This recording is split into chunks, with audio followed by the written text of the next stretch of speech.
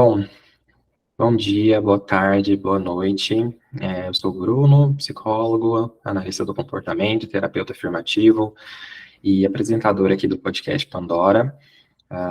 Hoje eu estou aqui recebendo uma pessoa muito especial, né, que eu considero um amigo, que a gente se conheceu, a gente ainda não se conheceu pessoalmente, né, infelizmente, mas a gente já troca bastante aí pelas redes sociais, pelo WhatsApp, né, e tal, já acompanho o trabalho dele há bastante tempo, é uma pessoa de referência, assim, para mim, que eu sempre indico também quando preciso estar encaminhando algum cliente, e é uma pessoa que, assim, faz um trabalho admirável ali, tem um posicionamento político também, dentro do contexto onde ele vive, que eu acho que é muito importante para a nossa comunidade, para a comunidade LGBT+. Então, estou muito feliz de estar te recebendo hoje, Fábio. Vou pedir para que você se apresente aí aos nossos ouvintes, as pessoas que estejam assistindo também pelo YouTube. Pode ficar à vontade. Oi, Bruno. Oi, pessoal. Eu agradeço o convite. A gente já tentou, né, marcar isso aqui várias vezes e até que, enfim, deu certo. Muitas intercorrências aconteceram e é muito bom estar aqui falando de uma coisa que eu gosto bastante, que foi despertando meu interesse aí ao longo da prática clínica. Então, acho que vai ser bem legal ter essa troca aqui hoje. Sim, sim, não, com certeza. A gente está tentando aí há algum tempo, né, a gravar e achei muito legal que a gente não desistiu, assim, porque de fato acho que é uma pauta muito necessária para a gente poder navegar, aprofundar, levar para as pessoas. Aqui no Pandora eu tenho reduzido um pouco a produção assim, de episódios e focado mais em alguns temas que eu acho que são mais importantes e significativos, assim, até mesmo dentro do contexto das minorias sexuais e de gênero. Então, eu acho que tem sido muito importante fazer isso, e hoje, inclusive, acho que é um tema muito importante, né, porque a gente se inspirou até um pouco no trabalho que você fez ali dentro da sua formação, para a gente poder pensar um pouco sobre a homofobia, né, e o impacto delas, reverberações nas disfunções sexuais, sobretudo de homens que fazem sexo com outros homens, né, de homens gays, enfim, então é uma pauta que eu acho que vai ajudar a gente a trazer muitas questões assim que aparecem na clínica, né? Nós dois temos essa atuação clínica e eu não sei se você tem outra atuação, amigo, em outra área. Se tiver, pode falar. Não, assim, desde que eu me formei, eu sempre quis atuar na clínica e aí eu fui para essa linha, me especializei em psicologia comportamental e agora mais recentemente em sexologia. Ah, sim, legal. Eu acho que é muito interessante, assim, tenho muita vontade de estudar mais sobre sexologia, assim, fazer alguma formação específica mesmo, assim, na área. Eu acho que é muito importante, principalmente a gente que atua com uma postura, assim, afirmativa, né, a gente estuda Uhum, muito essas questões, assim, de minorias sexuais e de gênero, e eu acho que quando a gente fala de educação sexual, a gente já considera que há uma pobreza no tema, na formação, né, das pessoas, assim, no geral. E se a gente falar de educação sexual de minorias sexuais e de gênero, piorou, né, assim, aí que não sim. tem mesmo, aí que as pessoas não falam mesmo, então, acho que é muito Ou, necessário. ou até tem, né? Porque uma não educação sexual é uma educação sexual, né? Exato, Que sim, pode gerar aí uma série de questões e de problemas, mas ela está aí a serviço de alguma coisa, né? Digamos assim. Ela tem um certo objetivo específico, né? E aí seria tema para outro podcast. não, mas a gente vai, assim, pontuar essas perspectivas, né, que são muito válidas, assim, também. E Uhum. você, começando ali um pouco sobre a pauta, né, você desenvolveu um trabalho na conclusão justamente dessa sua segunda especialização. Eu queria que você falasse um pouquinho mais sobre o tema, né, como que ele se relaciona, assim, à nossa pauta também. Sim. Então, esse tema tem uma história, sabe? Desde que eu comecei na minha prática clínica, eu sempre quis atuar atendendo principalmente população LGBT, que é IAPN+. E aí, logo no iniciozinho, assim, isso não era o meu grande público, chegava para atender. Mas à medida do tempo, né, com os meus posicionamentos, com o meu trabalho, as pessoas foram conhecendo que eu gostava de estudar terapia afirmativa, é algo que eu fui estudando desde a minha graduação, então, assim, eu fui começando a ficar um pouco conhecido por isso e as pessoas começaram a me encaminhar essas demandas. Só que acredito eu, né, que por ser um homem cis gay, né, foram chegando mais homens cis gays para mim atender. E aí eu fui notando um pouco, assim, quando eles traziam questões relacionadas à vivência da sexualidade deles, sobre relações sexuais mesmos, algumas coisas em comuns, assim, que começaram a mexer um pouquinho e me fazer refletir sobre algumas coisas, sabe? Pensando até mesmo na terapia afirmativa, que grande parte de tudo que eu li nunca trouxe algo muito específico voltado para essa questão de como essa população transa, de quais são as possíveis queixas ou demandas, incômodos que essa população tem no que se refere a sexo, né? E a vivência dessa sexualidade com outros homens. Então, surgiu daí porque eu comecei a pensar, bom, gente, a gente já tem dados suficientes para mostrar, né, que a homofobia, ela promove um maior adoecimento mental na população LGBT, né, em homens gays dentro dessa população. E o que será que tem se falando sobre saúde física dessa população? Aí eu fui atrás, e aí eu encontrei que já tem algumas pesquisas bastante interessantes também, mostrando que, infelizmente, nós, pessoas da população LGBTQIA+, adoecemos mais fisicamente também, comparado à população cis heterossexual, principalmente doenças crônicas, como hipertensão, né, incidência de câncer e outras coisas. Só que nada do que eu pesquisava eu achava falando sobre questões de disfunção sexual. E aí isso começou a me deixar um pouco incomodado, assim. E eu ficava levantando hipóteses na minha cabeça, né? Tipo assim, referências, minha cabeça mesmo. E aí Uhum. eu falei assim, bom, é o que eu quero tentar estudar um pouco no meu trabalho de conclusão de curso da pós, em sexologia.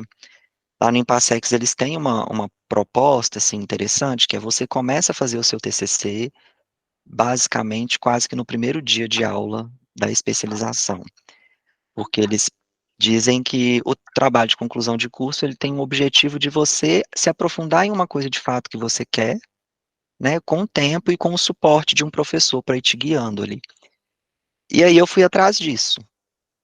E aí me gerou algumas angústias, porque eu tive que ir mudando o tema, como era revisão bibliográfica, né? Várias vezes por uma escassez muito grande de literatura nessa área. Mas eu consegui ir caminhando em alguns caminhos interessantes, e entendendo um pouco que algumas coisas que talvez eu já via no consultório, que eu pensava, né, fazendo análises ali dos pacientes em si, algumas delas faziam até sentido, sabe? Então foi um pouco esse o caminho, assim. Entendi, sim. E eu acho que é muito interessante isso, porque também é uma questão que muitas vezes eu me pego, assim, nesse local ali também, né, de ver uma carência em justamente instrumentos, literatura, enfim, ferramentas para poder auxiliar, instrumentalizar os clientes, falar um pouco mais sobre algumas coisas. Hoje em dia a gente tem ferramentas bem interessantes até, assim, né? Às vezes a gente recomenda mesmo até pessoas da própria comunidade que falam dos temas que a gente considera importantes, assim, né? Eu sempre recomendo muito o Dr. Vinícius Lacerda, Hum, né, que ele fala muito sobre a saúde sexual de homens gays, assim, da comunidade LGBTQIAPN+, como um todo. O Doutor Maravilha, também, que é aquele médico infectologista, que fala também sobre, que também chama Vinícius, né, e fala de muitas coisas assim. Tem uma galera, assim, muito interessante que eu acho que cria conteúdos, até no YouTube, acho que tem uma galera muito interessante, assim, que faz conteúdos. Hoje em dia, o pessoal que cria também para TikTok, para outras plataformas, e que são maneiras da gente ir meio que compensando por essa escassez, né? Mas eu acho que é muito válido, assim, você fazer um trabalho pensando nisso, né, partindo daí, justamente para poder auxiliar a comunidade, ajudar as pessoas, instrumentalizar as pessoas, né. E pegando um pouco, assim, desse contexto que a gente está falando, eu acho que é até importante a gente contextualizar algumas questões, assim, né, duas principais, que é o que é homofobia, né, que a gente está falando, que acho que é bacana operacionalizar isso, e o que são essas disfunções sexuais. Sim. Então, tem várias definições possíveis de homofobia, né? Tem uma que eu gosto, assim, que eu falo que homofobia é todo comportamento que qualquer pessoa, né, na nossa sociedade, na nossa cultura tenha, seja o comportamento público ou privado, né, que vise desumanizar uma pessoa, né, LGBT ou um homem gay, né, ou seja, e aí desumanizar entende-se como, de fato, ver como menos humano, né, como uma pessoa que detém menos direito por ser, né, um homem gay. Então seria mais nesse viés, assim, são comportamentos que vão ali infringindo os direitos dessa pessoa, né, desumanizando ela então. Comparado à população cis heterossexual, é como se essa pessoa ela tivesse menos valor, né, então por isso eu vou violentando ela das mais diversas formas, assim. Sim. E uma coisa que você falou, que eu queria até voltar, é que, assim, você viu que há uma incidência de maior adoecimento dentro das minorias sexuais e de gênero, da comunidade LGBTQIAPN+, e assim, e isso considerando, pelo que você disse, o adoecimento físico. Mas, se a gente for Uhum, falar também, eu, assim, não tenho dados aqui para falar agora, mas a gente poderia considerar também que essa minoria, essa comunidade, né, minoritária, ela acaba também sendo mais infligida, até mesmo por conta da homofobia, da LGBTfobia, por também maiores quadros de quadros psicológicos, né, condições psicológicas patológicas, assim, né, transtornos de ansiedade, transtornos de depressão, transtornos de humor no geral, né, enfim, e outras condições, assim, sim, que são reverberações da, da sim, homofobia, da LGBT mais fobia, né? sim.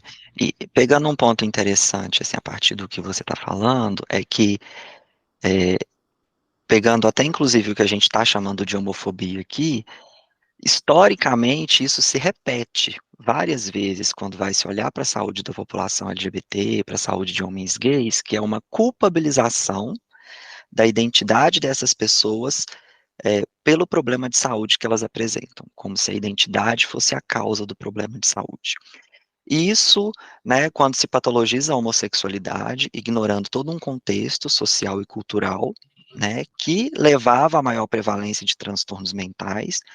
Então, a maior prevalência de transtornos mentais, né, em homens gays, em população LGBT, foi usada para patologizar, né, essas orientações sexuais diversas, e aí se ignora o contexto.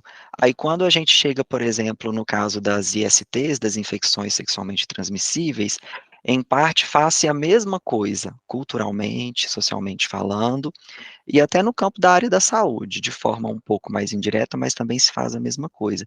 Se responsabiliza os indivíduos, né, e a sexualidade das pessoas por um adoecimento, por uma doença, ignorando também todo o contexto, né, o que a gente pode chamar de comportamento de risco e todo o arcabouço que de fato precisaria de uma intervenção e de um olhar, né, sem julgamento e tudo mais. Então isso vai se repetindo historicamente, e quando a gente vai olhar disfunções sexuais, o que que acontece é que a gente tem ainda, por exemplo, no DSM, alguns diagnósticos. E quando a gente olha aqueles diagnósticos, tem diagnósticos que, se você for parar para refletir, para pensar, eles não foram pensados, eles não levaram em consideração é, pessoas que não têm, né, nenhuma atividade sexual heterossexual, né, assim, se a gente for pensar às vezes, por exemplo, em dor, né, na penetração, assim, majoritariamente o diagnóstico ele está focado em relações heterossexuais, né? não se tem um diagnóstico, algo que olhe ali para, por exemplo, homens que fazem sexo com homens, né? Ou homens que são passivos na relação sexual. Aí tem algumas questões também que alguns artigos questionam, né, sobre ejaculação precoce, né, que isso também pode ter uma diferença, né, de um homem que transa com mulheres e de um homem que transa com homens, e como que vai se diferenciar isso em diagnóstico nessa população. Então, é uma, é um olhar da saúde ainda muito heteronormativo, que não contempla ainda, né, a população LGBTQIAPN+, não contempla homens gays. Então, a gente precisa também ter um olhar atento sobre isso, por que que isso não está sendo estudado, por que que isso não está sendo colocado em pauta, mas artigos falando sobre HIV e homens gays, é, sobre sexo químico e homens gays, tem um monte, você acha bastante, e acho que a gente tem que pesquisar mesmo, é importante, mas também alguns, a maneira como esses temas são tratados, me causa um pouco de desconforto, assim, não todos, mas num sentido de, é, eu acho que se problematiza muito mais, como se a questão fosse negativa em si, sabe? É um olhar, na minha visão, muito mais patologizante das práticas, do que um olhar de tipo, vamos estudar isso aqui, vamos entender como que a gente pode desenvolver intervenções e maneiras de atuar para que as pessoas vivam a sexualidade delas de forma livre, né, mas mais responsável, preventiva. Então, eu acho que a problemática ela ainda vai se repetindo, melhora, tá, em graus diferentes, mas eu acho que a gente ainda repete erros semelhantes, sabe, até hoje, assim. Sim, historicamente, né, a gente vem reproduzindo um pouco dessas práticas ruins do passado, enfim, essa ignorância, né? Acho que ela vem se perpetuando, assim, até mesmo quando a gente fala, eu vejo muito até desses profissionais que eu menciono, assim, né, que geralmente eu indico, eu recomendo para, até mesmo dentro do processo terapêutico, falando da importância, por exemplo, de uma coisa básica que as pessoas tratarem, por exemplo, o reto, o ânus, como órgão sexual, né? Assim, coisas Uhum, básicas, por exemplo, de assim, para a gente entender que é uma coisa que muitas vezes a, a população majoritária, assim, médica, né, de profissionais, às vezes não consideram tanto essas práticas. É aquilo que a gente fala muitas vezes quando a gente pensa assim na postura afirmativa, da gente tomar cuidado em como a gente se posiciona diante das pessoas, para a gente não presumir gênero, para a gente não presumir orientação sexual, identidade de gênero, né? A gente não presumir nada disso e não fazer presunções também sobre o que a pessoa faz ou deixa de fazer, como ela se relaciona com base na aparência. E muitas coisas ficam mal colocadas, às vezes não são endereçadas, e eu acho que isso atrapalha muito até mesmo para que essas populações, para que a nossa população busque ajuda, né? Se sinta uhum. confortável para ir atrás de cuidar de algumas coisas aí.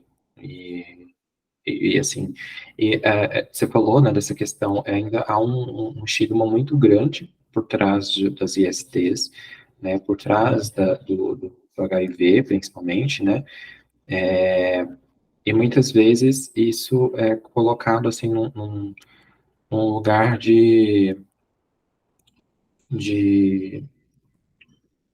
é colocado num lugar pela, enfim, pela massa, assim, social no geral, né, por essa estrutura mais conservadora e tudo mais, num lugar muito ruim. Por exemplo, quando teve toda aquela questão sobre a vacina do HPV.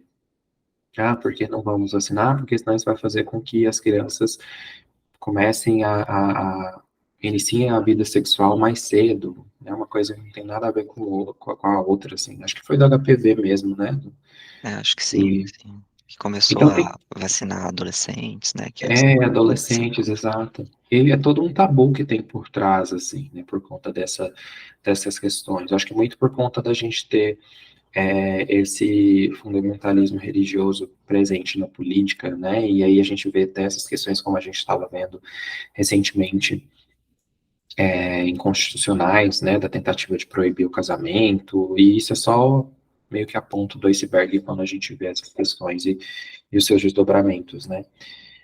E, e amigo, Fábio, né, amigo, quando a gente fala assim das disfunções, eu entendo que Uhum. também é um tema muito complexo e com muitas Sim, camadas, mas tem alguma definição mais ampla, assim, para a sim. gente poder usar? Então, tem, né?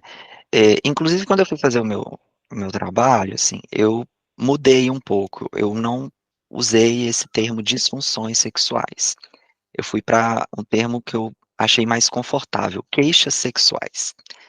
Porque disfunções vai mais para esse campo da patologia, né? Então, se categoriza uma série de queixas sexuais, né? Disfunção erétil, ejaculação precoce, né? Dor na penetração, e vão se descrevendo isso em termos de sintomas, né? Assim. E aí, isso, primeiro que assim, é, eu tenho um problema pessoal com esse viés de vamos patologizar, né, assim, questões relacionadas à sexualidade, ao comportamento sexual, ou aos desconfortos possíveis também, né, e danos relacionados aí a sexo, enfim. Então, eu fui para queixas sexuais também, porque quando você pesquisa disfunções sexuais especificamente voltado para a população LGBT, o que que acontece?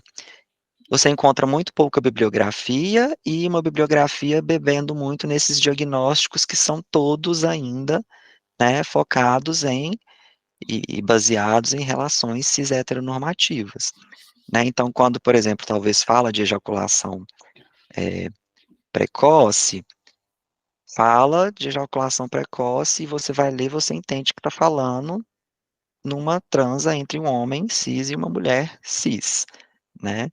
Então, eu fui para o campo das queixas sexuais porque eu achei que seria um lugar mais amplo, né? Que abordaria mais questões que eu poderia trabalhar de uma forma mais levando em consideração questões culturais, que é o que eu estava pensando ali, né? Mas disfunções sexuais, assim, a gente pode dizer que são todas as possíveis queixas ou desconfortos sexuais que uma pessoa vai ter, né, trazendo assim uma definição um pouco mais de senso comum, e vão estar perdurando por um período longo de tempo, ou seja, numa média aí de 6 meses, né?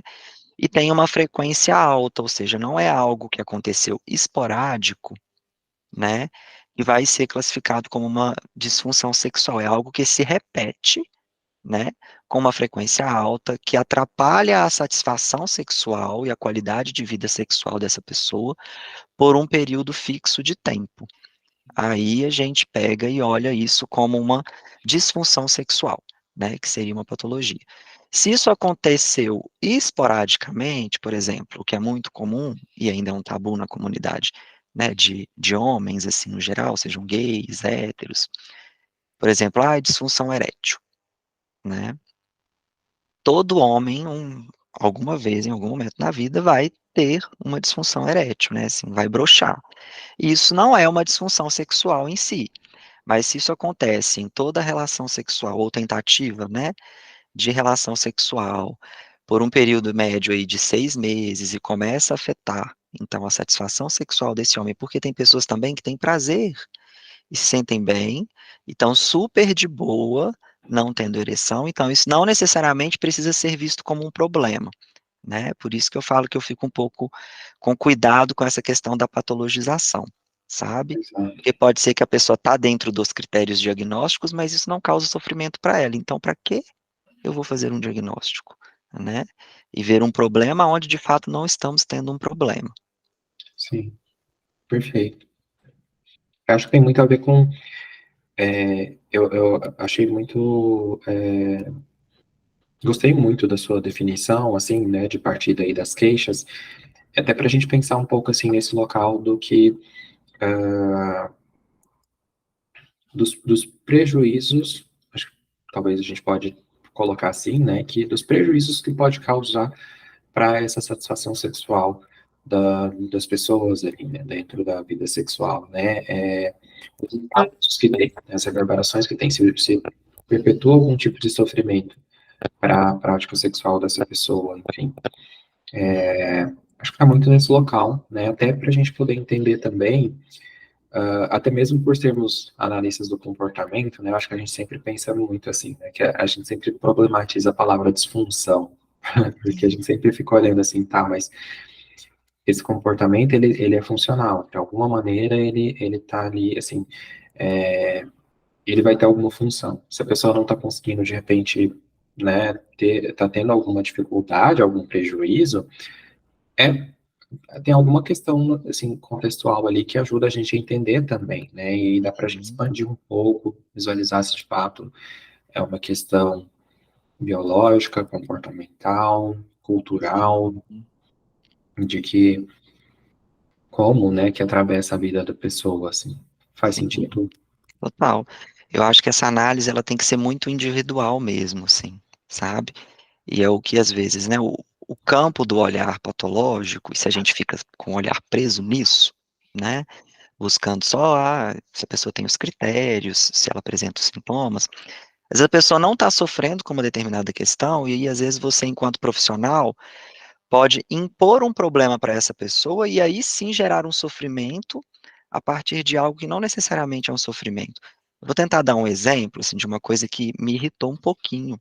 Estava na Jornada Mineira de Análise do Comportamento, numa mesa de terapia de casal e terapia sexual. Então, tinha uma terapeuta de casal, uma terapeuta sexual, e elas estavam fazendo meio que um bate-papo. E aí, uma psicóloga, uma profissional, ela falou assim: ela fez uma pergunta, e aí ela falou assim: olha, eu questiono muito pessoas que são demissexuais e pessoas que são assexuais, porque sexo é biológico. Então, como que a pessoa vai me dizer que ela não tem vontade de ter relações sexuais? Que ela não tem esse desejo. E aí, essa pergunta dela me irritou, porque assim, né, a gente enquanto pessoas LGBTs, eu acho que a gente está um pouco mais sensível a algumas coisas que às vezes pessoas cis heterossexuais podem não estar, né, é, por uma série de motivos e porque elas também não vivem nas mesmas contingências que a gente, no sentido de que essas contingências não produzem nelas o efeito que produz, né, na população LGBT. Mas assim, normalmente quando uma pessoa sexual chega num consultório de um psicólogo, por exemplo, é, ela já foi taxada em algum momento, se ela procurou, né, desabafar com um amigo, com um parente, ou ela comentou com algum profissional de saúde ou médico, há uma probabilidade dela já ter sido questionada exatamente nesse sentido, né, e se sentir incompreendida, não acolhida, né, e como se de fato ela tivesse um problema. E a gente tem que tentar olhar para essa questão, assim, de que não é porque o nosso corpo biológico, ele nos possibilita ter determinados comportamentos, ter determinados desejos, que não ter isso é um caminho para a gente poder ficar questionando e patologizando, assim, né. O mesmo corpo biológico que te permite a possibilidade de transar, ele te permite a possibilidade de não transar, Uhum. né. E a Carla Zeglio fala uma coisa, assim, que para a gente que é analista do comportamento, muita gente fica meio assustado, assim, mas eu acho que é uma coisa para a gente pensar. Ela fala que sexo não é mais um reforçador primário. Se a gente for olhar para a nossa cultura, né, para os reforçadores que estão disponíveis, para a nossa rotina, enfim, as coisas vão mudando. Então, sexo não vai ser um reforçador primário para todo mundo, né. Então a gente precisa tomar cuidado, porque se chega uma pessoa sexual, e aí igual essa profissional, ela vai questionar: "Sexo é biológico? Como assim você não sente, vontade de transar? Tem um problema aí?" E às vezes essa pessoa não necessariamente está sofrendo por não ter desejo de transar, ela está sofrendo porque todo mundo questiona e pressiona que ela deveria estar transando, e ela não está, e ela não tem vontade, né.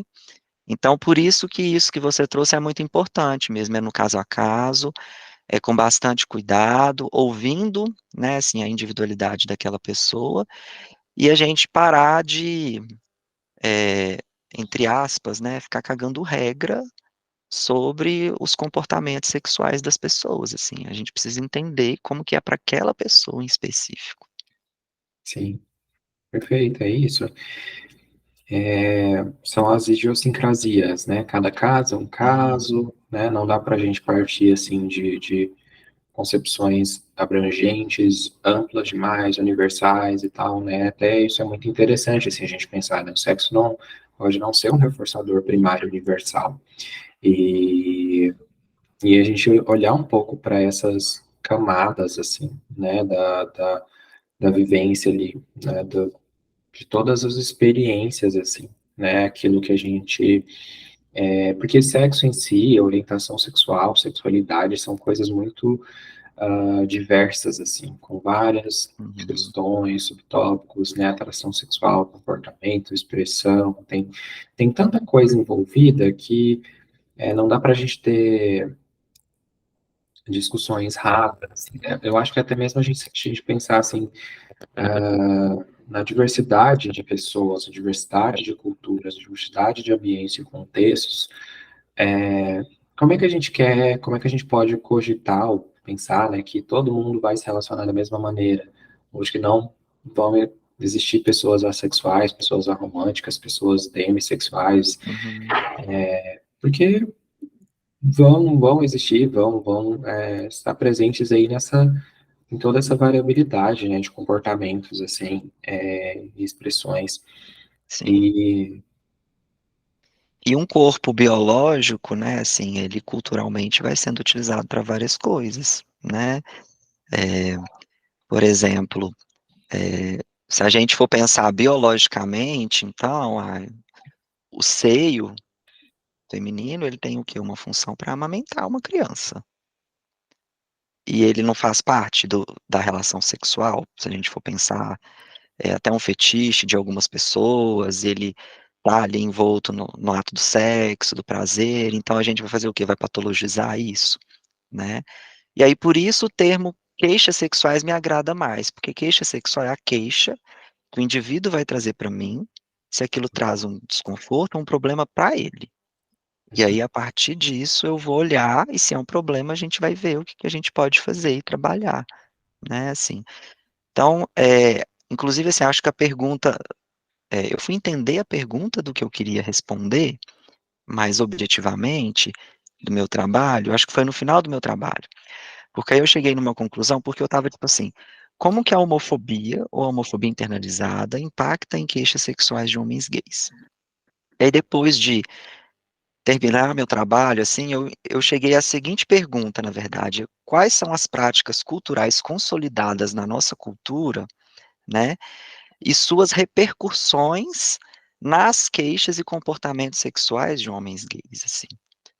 Porque passa muito por isso, assim, é uma série de influências de práticas culturais que às vezes as pessoas vão aprendendo, vão internalizando e levam elas a sofrerem por uma série de coisas que podem deixar de ser um sofrimento e continuarem a estar como estão, sabe, assim.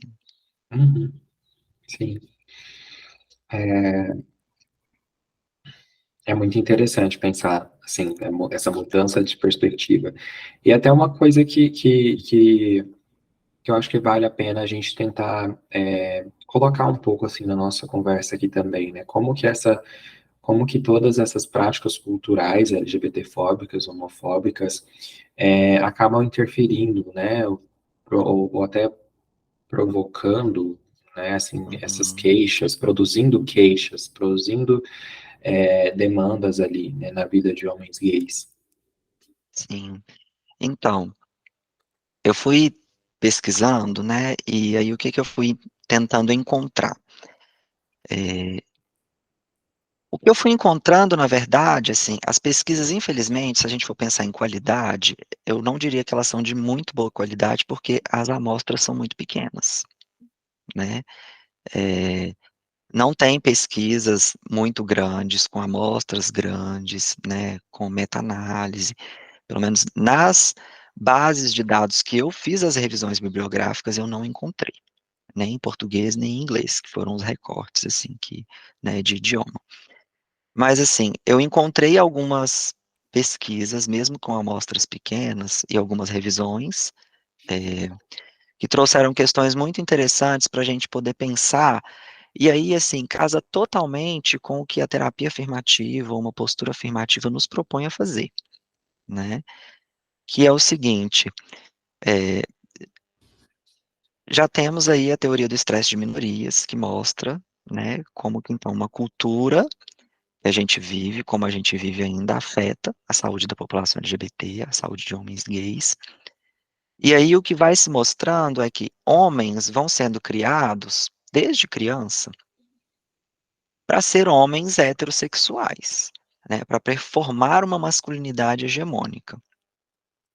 E a gente vai sendo punido das mais diversas formas ao longo da nossa vida, né? A gente peguei, sabe explicar isso muito bem e sentiu isso ao longo da nossa vida de uma forma muito intensa, toda vez que a gente fugia um pouco dessa masculinidade hegemônica, né? Assim como os homens heterossexuais também. Se eles fogem um pouco dessa masculinidade hegemônica, né, assim, eles também são punidos, né? Tem aquela frase eu acho que é Simone de Beauvoir, que fala, não se nasce mulher, torna-se mulher, né? E aí a Butler pergunta quando para de se tornar mulher, né? Aí eu fico me perguntando quando para de se tornar homem, né? Porque os homens, e aí principalmente homens cis heterossexuais, estão o tempo inteiro tentando ser homem, né? Ou tentando não parecer não homem. Ou seja, é uma performance de gênero, uma busca o tempo inteiro por isso, assim. E aí o que acontece é que a gente, enquanto homem gay, a gente é criado para poder performar essa masculinidade hegemônica, para poder crescer e ser um homem heterossexual, né? Então a gente vai ser punido de formas análogas e muito mais, porque a gente já não corresponde a isso, muito mais, né, do que todos eles. E aí nós vamos então aprendendo que ser quem a gente né, é errado, é incorreto. Então, o que que acontece, assim, o que foi possível de sendo identificado, além de umas questões mais senso comum, assim, é que a busca por uma aparência mais masculina, ou seja, um corpo mais forte, mais definido, barba no rosto, enfim, tudo aquilo que fisicamente talvez é mais validado como másculo e masculino, é uma variável importante. Homens que acreditam, né, ou que têm mais heterossexualidade internalizada, ou seja, ainda carrega muito essas regras, né, da heteronormatividade da nossa cultura, o que inversamente a gente poderia dizer como homofobia internalizada, né? Então, quanto mais homofobia internalizada, homens que foram tendo ao longo da sua vida a sua orientação sexual questionada constantemente, mais questionada, é, que foram sendo descritos como mais femininos, né, assim, afeminados, que aprenderam que a sua orientação sexual enquanto homem gay é não natural, né, ou que é pecado, que é imoral, que é incorreta, é, tudo isso são variáveis que algumas pesquisas, né, a grande maioria delas, mostram que elas não colocam isso como causa e efeito, tá?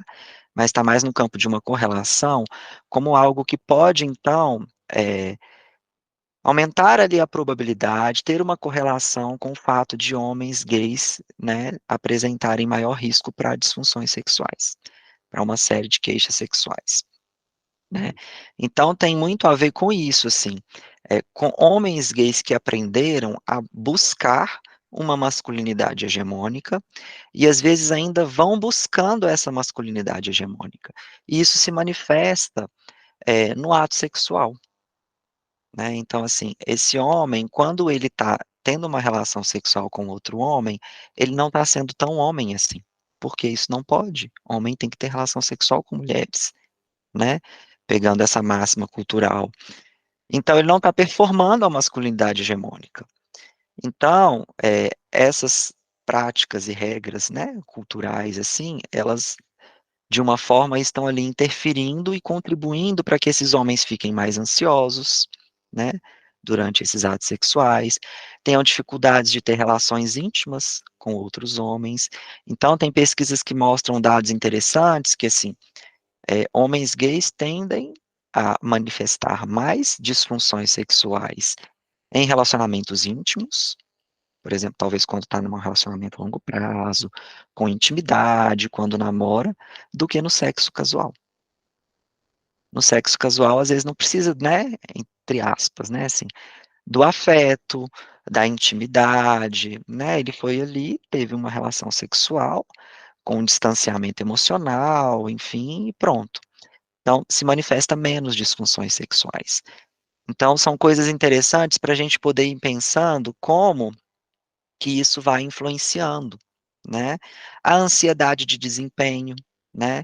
Que é muito presente em homens heterossexuais também, mas tem a ver com isso, assim, se eu não transo dessa forma, eu não sou, eu estou deixando de ser homem, né? Eu sou menos homem. Então, tudo isso vai permeando, né? Assim, são uma série de crenças, então, regras aí, que carregam consigo e que vão ali de alguma forma mediando e promovendo aí essas queixas e possíveis disfunções sexuais. E aí a terapia sexual clássica, ela é cheia de técnica, sabe? E aí, né, bons analistas do comportamento que somos, a gente sabe que técnica a gente, inclusive, quase nunca usa, porque é isso, assim, se eu for lá e ficar usando técnica, eu não vou estar olhando para a causa do problema, né? Que vem de toda essa questão dessas práticas culturais, dessas questões de performar masculinidade, né? Assim, homens, né, aprendem muito que sexo é penetrativo, né? E aí acha que sexo tem que ser só com penetração, né? Que o pênis tem que estar ereto durante a relação sexual inteira, né? Assim, que ele tem sempre que ejacular, que gozar na relação sexual. Então, assim, são uma série de regras e de aprendizados que vão interferir ali, né? E aí, queixa sexual, inclusive, é um termo interessante até porque a pessoa, ela pode estar transando, né, entre aspas, funcionalmente, mas ela ainda assim pode não estar satisfeita sexualmente, mesmo transando, né? De uma forma que a sociedade consideraria que, tipo assim, ah, tá ok, essa pessoa tá, sei lá, tá tendo ereção, né, tá tendo penetração, né, assim, que é a máxima também que as pessoas, né, comumente carregam consigo que sexo é só penetração, né? Eu falo com os pacientes assim que sexo não é só pau e bunda, né? Temos um leque de possibilidades para além disso, assim. Então, são muitas regras que vão interferindo nisso. E aí a gente vai atuar, então, na prática clínica, primeiro tentando exatamente investigar. Peraí, o que que tem de aprendizado dessa cultura, né, dessa heteronormatividade, dessas práticas culturais que podem estar causando aí, ou, né, promovendo essas possíveis queixas e disfunções sexuais, né? Não que a gente não vai investigar se tem um trauma específico, se tem um evento específico ali, mas é muito raro, assim, que seja isso, sabe? E aí o trabalho acaba sendo até muito mais complexo, né? Mas de alguma forma, né, assim, acho muito mais interessante. Então, a gente vai desconstruindo tudo isso com os pacientes, né, trabalhando isso, e aí, gente, trabalhar isso é trabalhar, eu falo que, assim, pessoas LGBTs, eh, nós sempre vamos ter algum grau de LGBTfobia internalizada. Nós nunca vamos chegar no 0%, porque a gente vive numa cultura que ela vai impondo isso pra gente o tempo todo, né? Então, a gente vai trabalhando, né, maneiras de melhorar, né, de se autoaceitar mais profundamente em várias camadas, e eu falo que isso são processos de desconstrução, de empoderamento e de autoaceitação também, né, assim, porque à medida que a pessoa ela vai ampliando ou flexibilizando essas regras, o que tende a encontrar novas formas de sentir prazer, ou até mesmo se tinha ali, por exemplo, ai, o que é mais comum, inclusive, de acordo com as pesquisas, né, nos homens gays, é a disfunção erétil, né?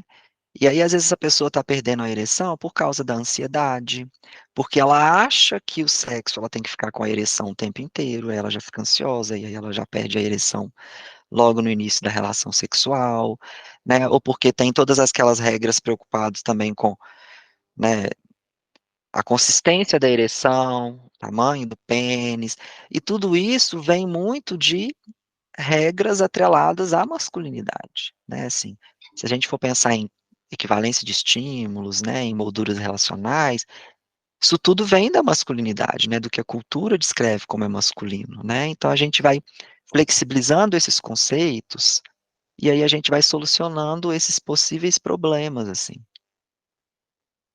Sim.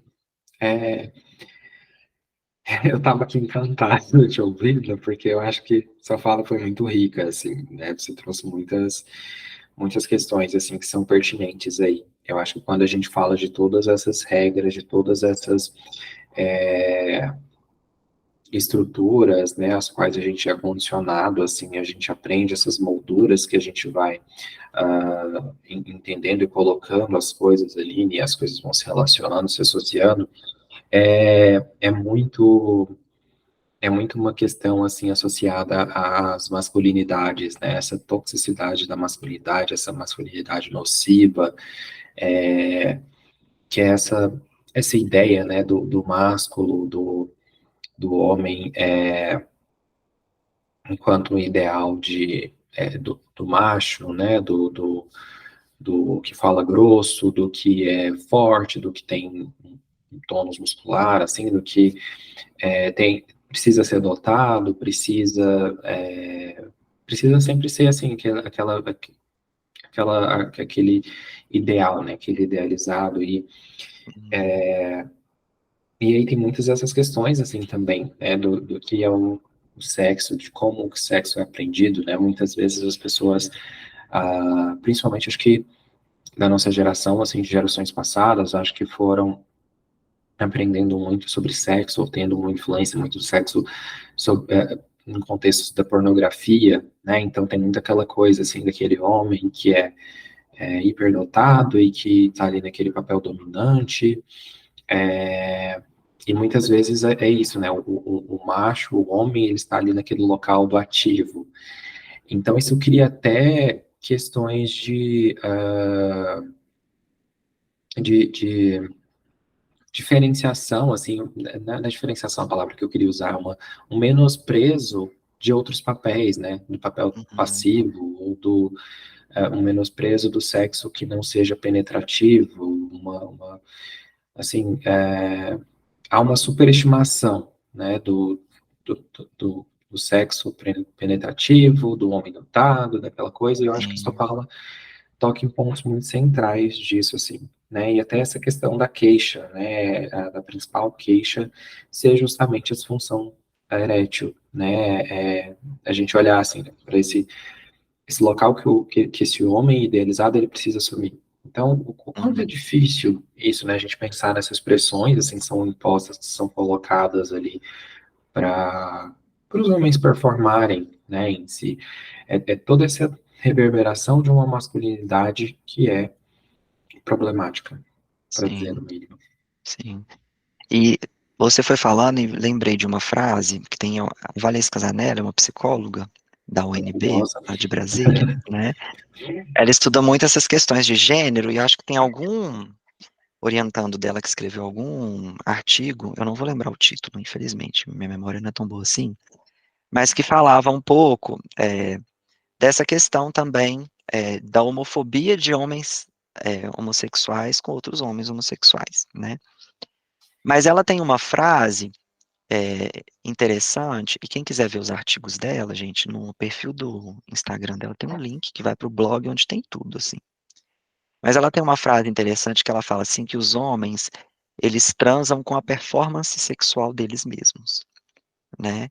E aí, quando a gente olha para essa questão desse padrão e dessa masculinidade tóxica, né, essa busca por uma masculinidade hegemônica, é um pouco isso mesmo, assim, o cliente está preocupado com uma série de questões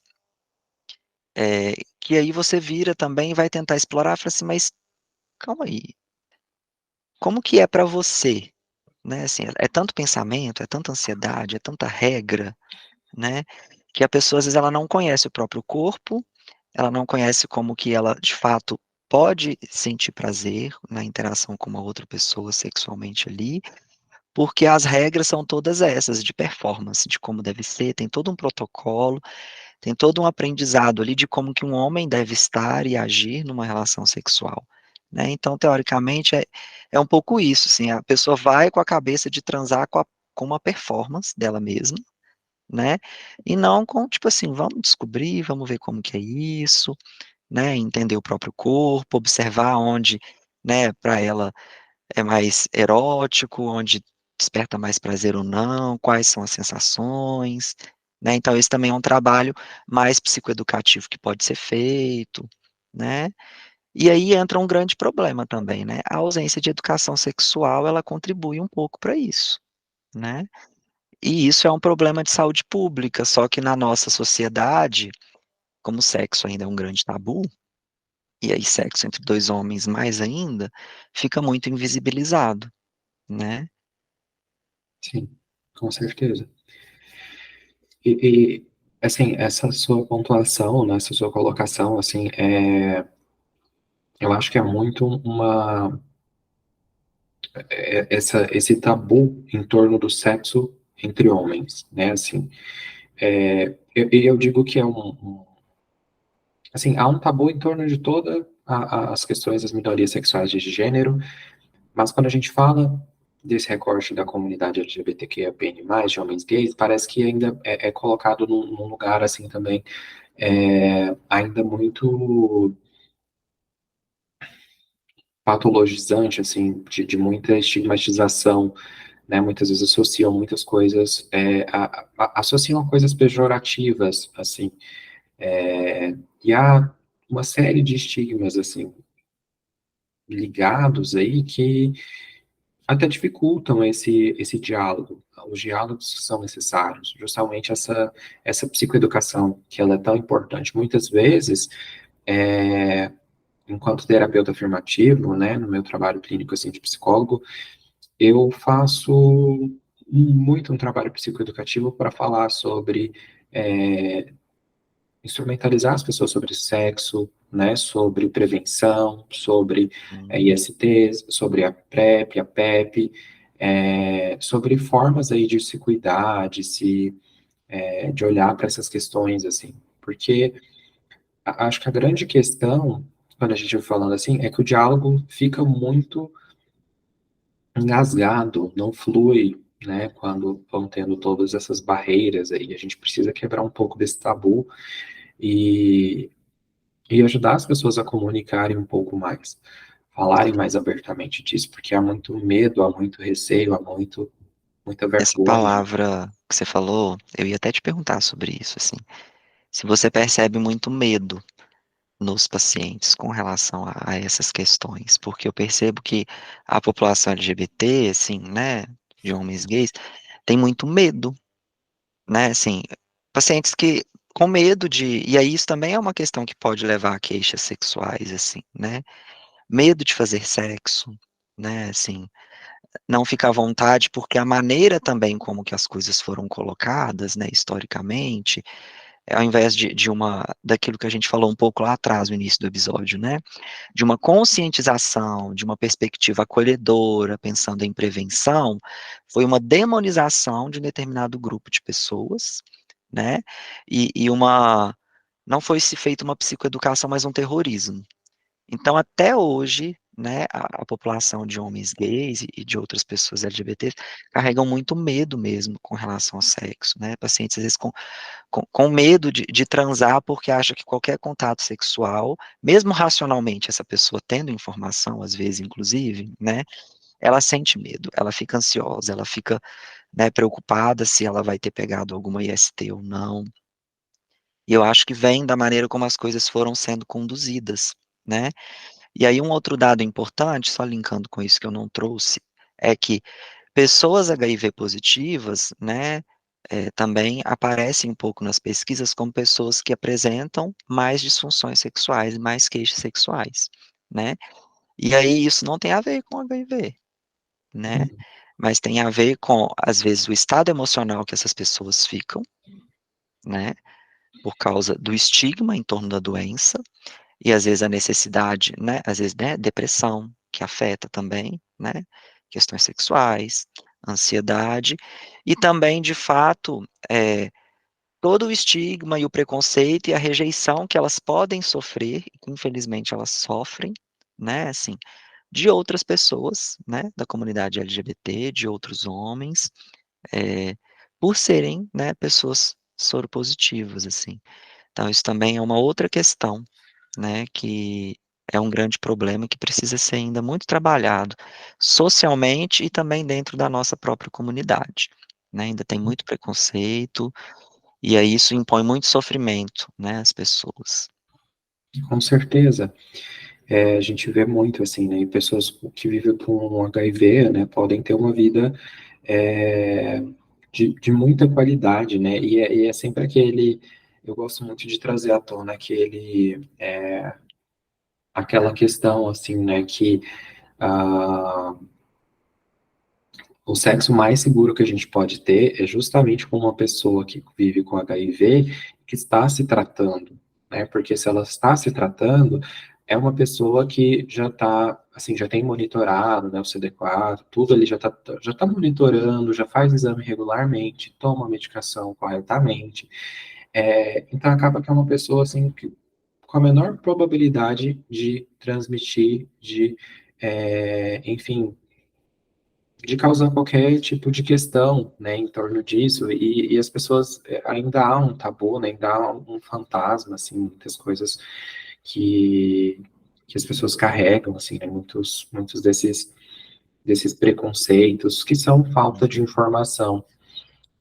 E na comunidade também tem pra caramba, assim, a gente precisa falar mais disso, né, falar mais dessas questões e falar mais sobre todas essas questões que envolvem ali os relacionamentos, né? Você trouxe até mais cedo aquela questão muito significativa da questão afetiva, né? A gente está falando muito da saúde sexual dos homens, e, e quando a gente fala assim de homens que fazem sexo com outros homens, muitas vezes tem esse local do descontato, né, por desses indivíduos, da desconexão com as próprias emoções, da, dessa, enfim, dessa dificuldade de ter uma vivência emocional ali em alguns contextos e tal.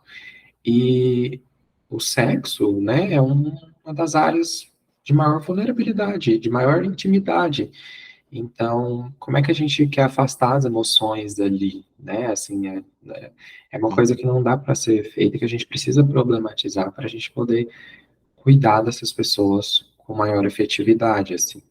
Sim, sim.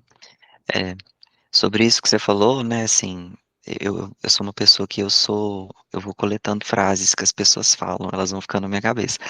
O Samir fala isso, assim, né, o Samir Mussi, já até teve aqui no podcast, que uma coisa muito cruel é que é tirado, né, assim, com esse processo de homofobia, né, enfim, uma série de questões que perpassam aí as violências que a gente sofre, é tirado, né, da população LGBT, de homens gays, a capacidade de amar e se permitir ser amado, né, assim, tem um processo aí de fuga e esquiva do afeto, né, Sim, então esse ponto que você trouxe é muito importante mesmo.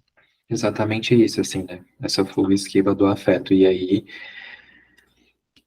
a gente afasta das experiências emocionais, assim, né, de tudo que representa, né, porque eu acho que e é muito interessante, assim, é uma pauta que eu acho que ela é tão rica que dá pra gente pensar em muitas coisas, assim, né, porque isso já me leva para outras questões, assim, associadas a tudo isso que a gente está falando aqui, mas vou me conter, até para que você possa vir num outro episódio a gente estender essa pauta, porque eu vejo que ela vai Sim. longe. Mas eu queria até te perguntar, assim, por fim, né, Fábio, que estratégias, né, assim, como a psicoterapia também, né, podem ajudar no manejo dessas queixas sexuais, né, e que outras terapêuticas também podem ser complementares. Uhum. Então, além da psicoterapia, né, e a terapia sexual, a gente pode pensar em várias estratégias, né? A gente pode utilizar contos e livros, né, assim, tanto numa perspectiva psicoeducativa, às vezes livros e leituras que promovem um pouco uma desconstrução, que levam a uma reflexão sobre essas questões culturais que a gente conversou aqui, que ajuda, né, o cliente a ter insight sobre a vida dele, trazer para a terapia e a gente trabalhar aquilo ali, facilita um pouco o processo, né? Há outras referências mesmo de contato com atividade sexual entre dois homens, né? Que não seja essa referência, né, assim, da pornografia, por exemplo, que acaba que reproduz e reforça uma série dessas questões também, né? Então, tem a Camila, também lá no Impassex, que ela trabalha muito com a literatura, né, como uma forma terapêutica mesmo, para poder trazer exatamente isso, né? Novas referências sobre como as pessoas podem, né, transar, conhecer o próprio corpo, então a gente pode buscar na literatura, contos, quadrinhos, né, assim, eróticos, mas que tenham uma uma postura mais diferente, né, que amplie o repertório do paciente, sabe? Para que ele também possa explorar e se descobrindo, né, assim, isso também é interessante. E, além disso, né, assim, estar em contato com grupos de outros homens gays, né, mas que são homens gays que estão, digamos assim, ou com a comunidade LGBT como um todo, né? Isso é importante ao atender qualquer população LGBT, né, ao fazer terapia afirmativa, que vai ser um ambiente que acolhe e que às vezes pode contribuir, né, assim, um pouco também para a desconstrução ou não reprodução dessas questões, né, que a gente falou aqui, dessas práticas culturais, e essa pessoa ela vai então entrando em contato com novas contingências ali, né, com outros homens que se permitem, né, vivenciar a sua masculinidade de uma outra forma, né, não precisa ser aquele tipo de masculinidade, né, e aí isso contribui também. E tem algumas pessoas desenvolvendo trabalhos interessantes, assim, que eu vi lá no Impassex, que eu fui no Sinsex, no congresso em São Paulo esse ano, tinha um psicólogo lá que chama Jonathan Costa, que ele é um terapeuta tântrico também, e aí é muito interessante porque ele está fazendo uma pesquisa, e pelo que eu entendi, assim, até com o aval do, enfim, né, o Conselho de Ética, e o CRP também está um pouco por trás, né, apoiando essa pesquisa dele, de como a terapia tântrica, junto, né, com o que as abordagens, e aí a abordagem que ele trabalha da psicologia, que eu não cheguei a perguntar, não sei qual é, pode auxiliar também no trabalho com essas questões de queixas, né, e disfunções sexuais, porque, e aí ele traz toda uma reflexão que eu acho até bem interessante, assim, que a nossa terapia no consultório, ela é muito pela fala, né, assim, a gente usa muito o comportamento verbal, a descrição das contingências, e a gente consegue trabalhar muita coisa com isso.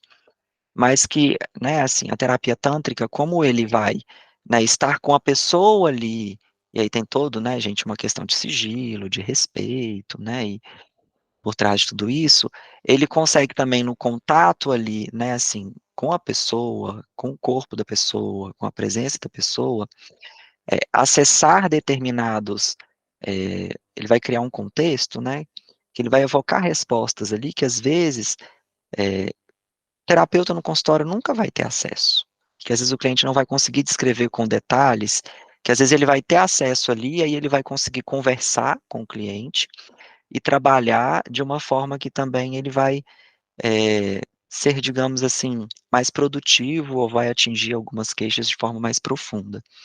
Eu achei bem interessante, sabe, o trabalho dele e a pesquisa que ele está fazendo sobre isso mesmo, sabe, como que o Tantra, junto com a psicoterapia, pode potencializar, né, o tratamento aí de queixas e disfunções sexuais.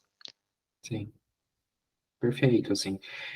Achei muito, muito bom essa perspectiva, assim, de possibilidades terapêuticas aí para a gente se pensar. E eu faço até uma espécie de adendo, assim, para a gente pensar, assim, sobre essas questões que a gente colocou aqui, né? Considerando, por exemplo, que a comunidade LGBTQIAPN+, pode estar mais suscetível. Tem até uma coisa que eu queria ter falado antes, né, que assim, que é interessante quando a gente para pensar, né, que assim, que a terapia afirmativa, ela se coloca para a nossa comunidade, para as minorias sexuais de gênero, não por conta da vivência dessa pessoa, da orientação, da identidade de gênero, mas por conta do preconceito. Quando a gente fala da terapia sexual, não enfim, sobre a pessoa, é sobre a influência das práticas culturais, a influência desse contexto sobre as pessoas, as queixas ali, né, manifestadas, as reverberações que há dessas práticas punitivas, dessas punições aí, sobre o comportamento das pessoas. E aí, voltando um pouco para aquela minha linha de raciocínio, né? Considerando que a gente está mais suscetível a quadros de depressão, de ansiedade, por exemplo, acho que surge toda uma outra questão, que é o fato de que o próprio tratamento dessas questões, muitas vezes, afeta em questões, em queixas sexuais. Então, os antidepressivos, né, de primeira classe, assim, em sua maioria, provocam disfunções sexuais, Uhum. provocam ejaculação tardia, dificuldade de ejacular, dificuldade de ereção, provocam uma série de questões, né? Assim, então, é uma questão muito complexa que a gente precisa olhar para várias formas, assim, de cuidado, né, que podem facilitar a qualidade de vida desses indivíduos, dessas pessoas, assim. Sim, sim. Achei que você fez um bom fechamento, é isso mesmo.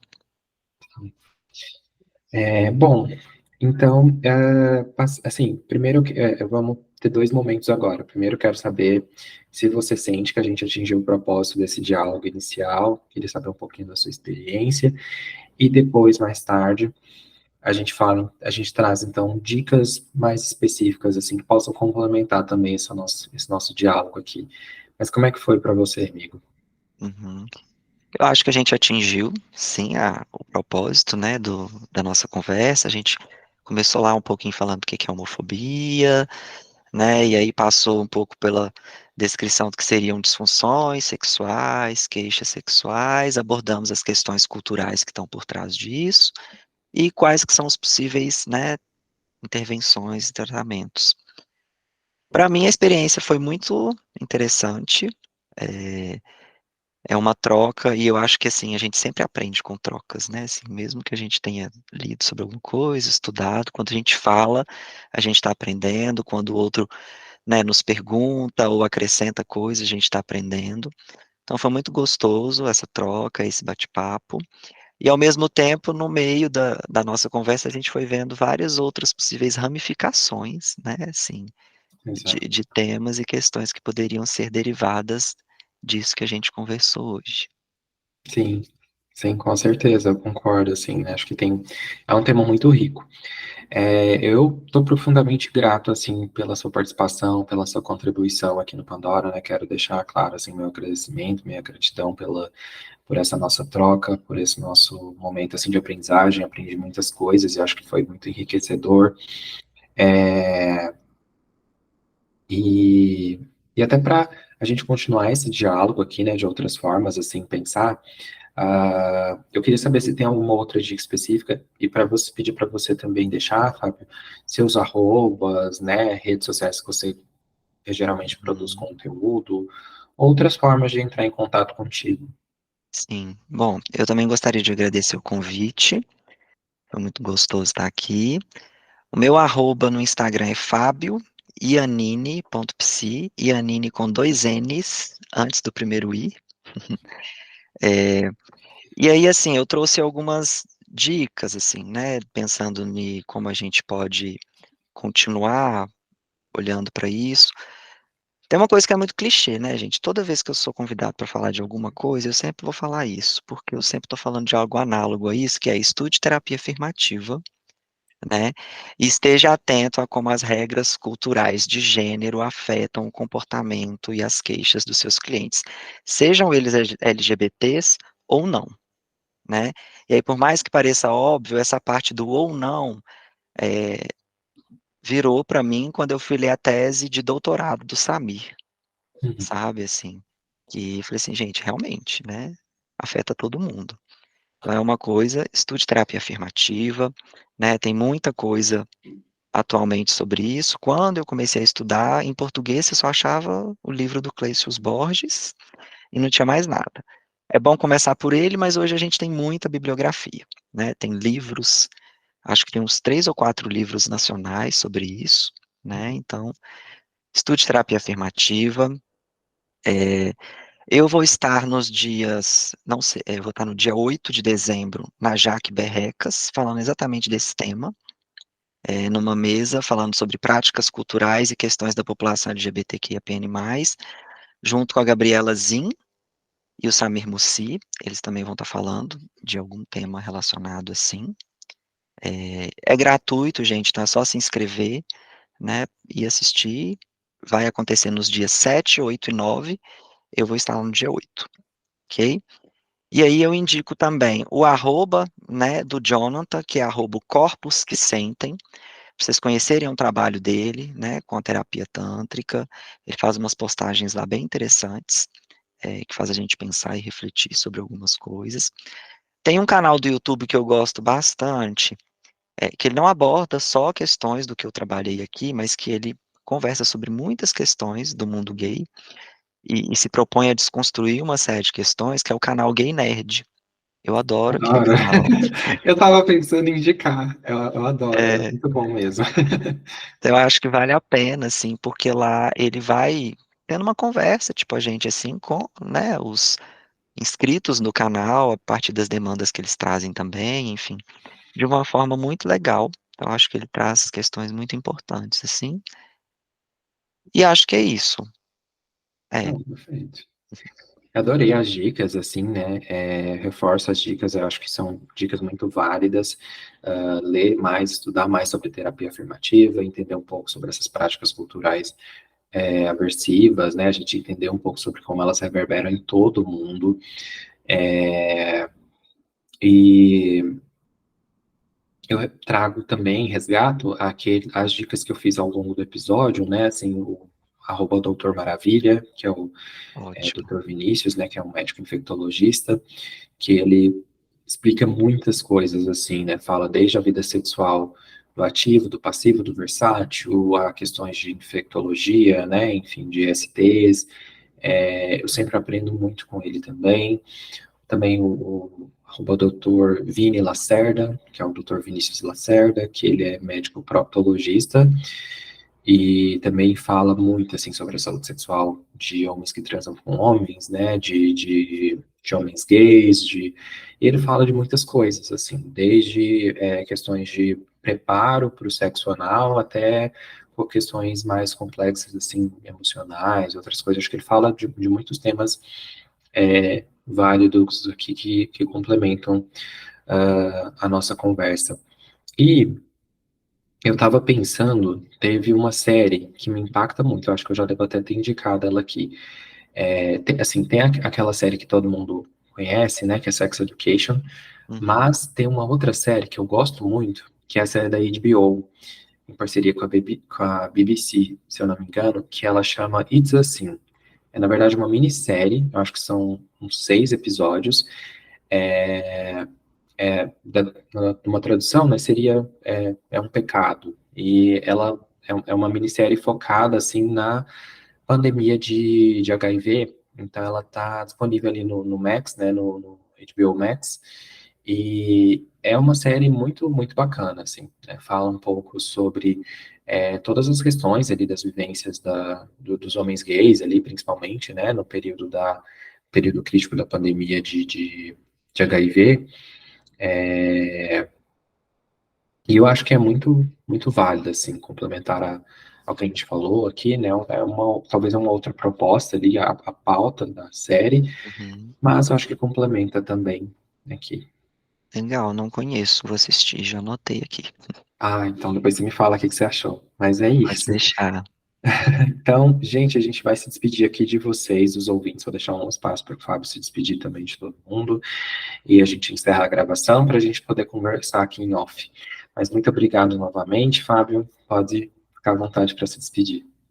Obrigado, Bruno. Obrigado a todos os ouvintes, né, que acompanham aí o podcast Pandora. Eu sou um dos que sou fã, escuto todos os episódios. E, gente, se quiser conversar comigo, quiser trocar uma ideia, sou bem aberto, só mandar um direct lá no Instagram, tá bom? Um beijo para vocês. Um beijo, pessoal. Obrigado para quem assistiu, ouviu até aqui e até a próxima.